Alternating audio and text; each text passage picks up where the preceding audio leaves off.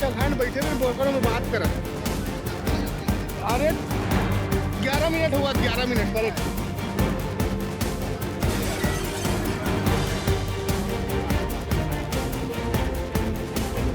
देखना वहां से ब्रेक मारते सीन में मन ऐसे घुसे तरफ से